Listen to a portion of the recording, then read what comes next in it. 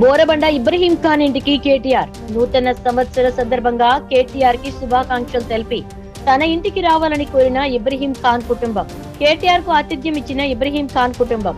ఇబ్రహీం ఖాన్ పిల్లలకు ఉన్న మూగ చెవుడు కోసం అవసరమైన చికిత్స అందించేందుకు ముందుకొచ్చిన కేటీఆర్ తన ఇంటికొచ్చి ఆతిథ్యం స్వీకరించాలని కోరిన బోరబండకు చెందిన ఇబ్రహీం ఇంటికి ఈ రోజు భారత రాష్ట్ర సమితి వర్కింగ్ ప్రెసిడెంట్ కేటీఆర్ వెళ్లారు. జనవరి 2వ తేదీన నూతన సంవత్సరాన్ని పురస్కరించుకుని బోరబండకు చెందిన ఇబ్రహీం ఖాన్ కేటీఆర్ కే ట్విట్టర్ వేదికగా జనవరి 2వ తేదీన శుభాకాంక్షలు తెలియజేశారు.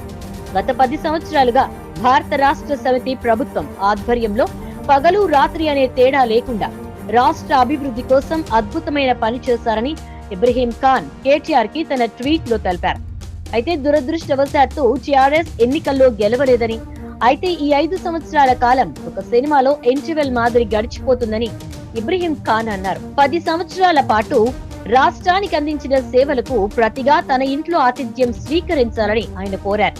బోరబండలో గాజుల దుకాణం నడిపే ఇబ్రహీం ఖాన్ తన ఇంటికి విచ్చేయాలని కేటీఆర్ కి తన ట్వీట్ లో విజ్ఞప్తి చేశారు. నూతన సంవత్సర శుభాకాంక్షలు తెలిపిన ఇబ్రహీం ఖాన్ కు ధన్యవాదాలు తెలిపిన కేటీఆర్ తనకు అందించిన ఆహ్వానానికి ధన్యవాదాలు తెలిపారు.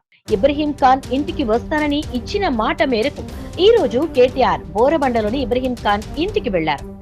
ఆయన ఇంటికి వెళ్లిన కేటీఆర్ కు ఇబ్రహీం ఖాన్ సాదరంగా కుటుంబ సమేతంగా స్వాగతం పలికారు. ఈ సందర్భంగా కేటీఆర్ ఇబ్రహీం ఖాన్ కుటుంబ సభ్యులతో కలిసి భోజనం చేశారు.